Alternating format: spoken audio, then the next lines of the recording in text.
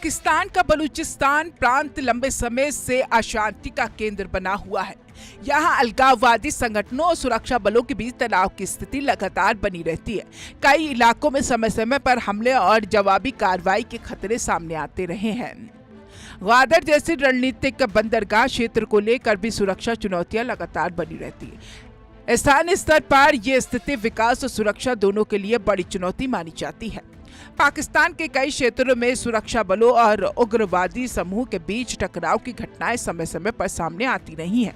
इस घटनाओं में जान माल के नुकसान के दावे भी किए जाते हैं, लेकिन कई बार आधिकारिक और गैर आधिकारिक दावों में अंतर देखने को मिलता है। यही वजह है कि ग्राउंड रिपोर्ट और पुष्टि हमेशा एक बड़ी चुनौती बनी रहती है।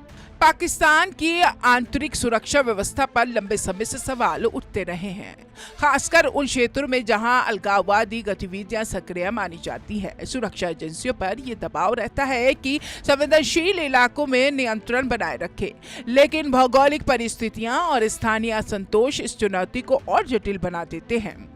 विशेषज्ञों के अनुसार पाकिस्तान में चरमपंथ से जुड़े नेटवर्क एक जटिल संरचना में काम करते हैं। इनमें स्थानीय असंतोष, राजनीतिक मुद्दे, सुरक्षा चुनौतियां मिलकर स्थिति को और कठिन बना देती हैं।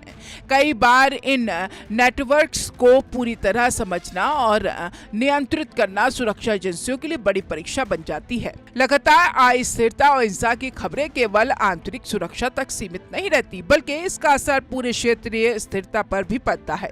पड़ोसी देशों की सुरक्षा चिंताएं भी इससे जुड़ जाती हैं, इसलिए अंतर्राष्ट्रीय स्तर पर इस स्थिति पर लगातार नजर रखी जाती है। सवाल अब यह है कि क्या पाकिस्तान अपनी जमीन पर मौजूद चरमपंथ और अस्थिरता के ढांचे पर पूरी तरह नियंत्रण पा सकेगा, या ये चुनौतियां आने वाले समय में और जटिल होती जाएगी। फिलहाल हालात यही दिखाते हैं कि सुरक्षा, राजनीति, असंतोष के बीच संतुलन अभी भी एक बड़ी लड़ाई बना हुआ है।